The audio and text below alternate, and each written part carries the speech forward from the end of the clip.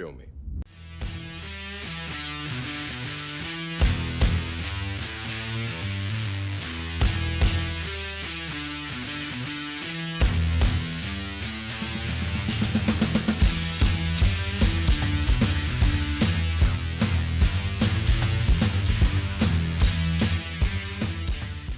I'm the martial arts film freak, and I watched The One-Armed Swordsman.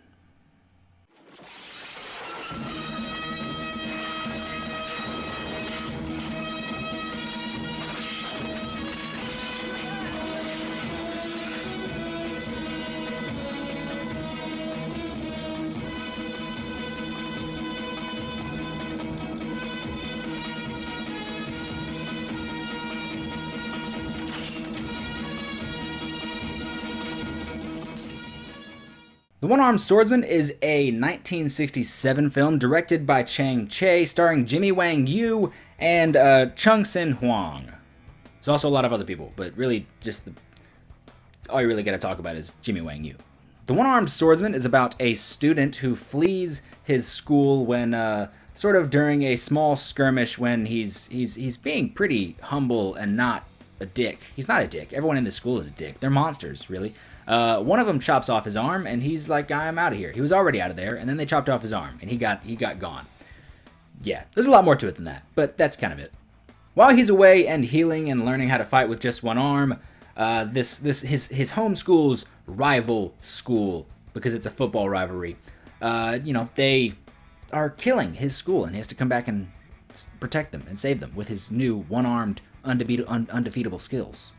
I love the weapon that the bad guy made. It's this weird plot device where the bad guy made this weapon to where what they do is they trap the sword with this weapon and then they take out a knife and they just stab because stabbing is the answer all the time. But this weapon that he made, it's not a sword, it's a blunt object, a baseball bat really. It's a grabber, let's be honest, it's a grabber. The villain couldn't reach something one day, probably on a top high shelf, he's probably not a very tall man, and so he made a grabber and he grabbed it and he felt like he accomplished something, and then he got lazy because he just was sitting around on the couch and he was like, oh, I can't reach the remote, I'll grab it with this thing, or I'll grab my drink over there. But then he had an epiphany and he was like, I can kill my enemies with this! All while remaining perfectly inclined. Recline, you dumbass.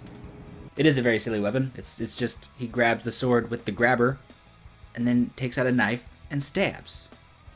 Take out knife and stab. It's how he kills like 10, 15 people with it. No one figured it out. It's not a hard problem to solve. But anyway, the best part of this movie is Jimmy Wang Yu. Jimmy Wang Yu is a very charismatic lead. I think I heard that he was not a martial artist before doing this. He's probably just an actor, and fine. He really didn't do anything that amazed me in terms of the fight scenes, and that's probably my only problem with this movie, because it's genuinely an entertaining enough film. The One-Armed Swordsman is certifiably a classic, and it deserves that distinction. My only problem is when you're raised on movies of the 2000s that were inspired by movies of the 80s, you've kind of seen some shit, you know? Oddly enough, I like to compare movies to, like, wrestling or even, like, fucking skateboarding. I know it's weird. But it's like, in the 90s, the biggest trick a skateboarder could do, Tony Hawk, was the 900. And in the 80s, it was the McTwist.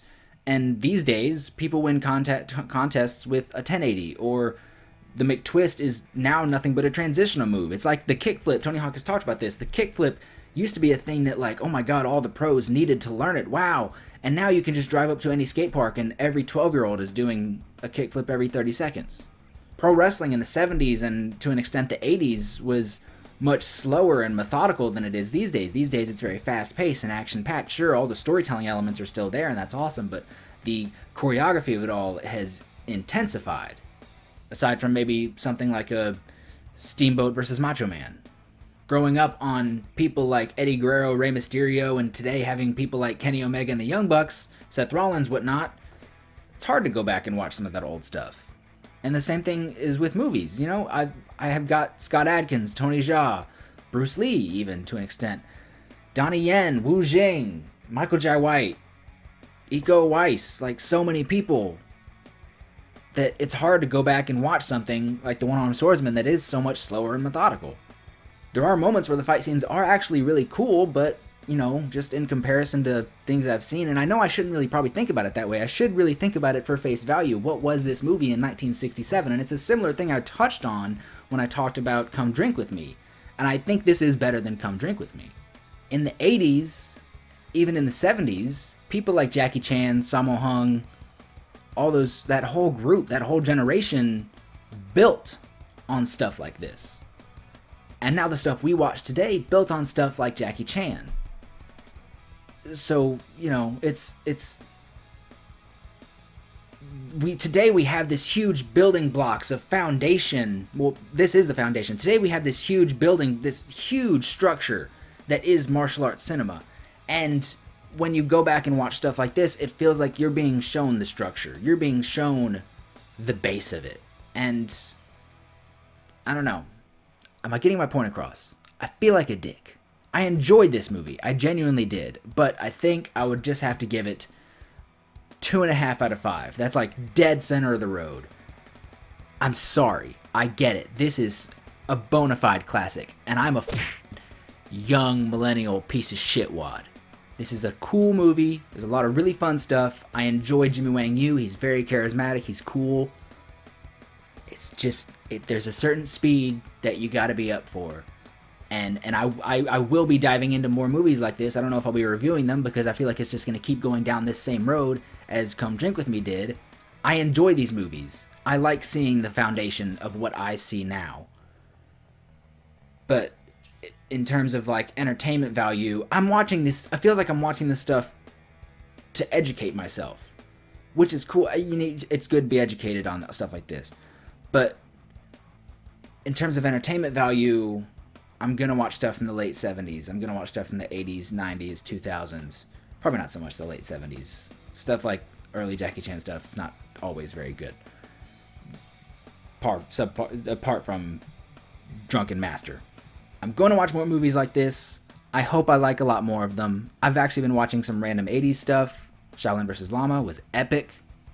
Way better than this in my opinion, and I'm sorry for that. What did you think? Tell me your thoughts in the comments down below. Do you like this movie? I apologize if you hate me. It just was not my speed, and I feel like a huge dick. Tell me your thoughts in the comment section down below. Like, share, subscribe. Head over to Martial Arts Film Freak over on Facebook, because that's the thing now. Go over to martialjournal.com and read some reviews, movie reviews, book reviews, articles on all things martial arts. Thank you so much for watching, and have a good day.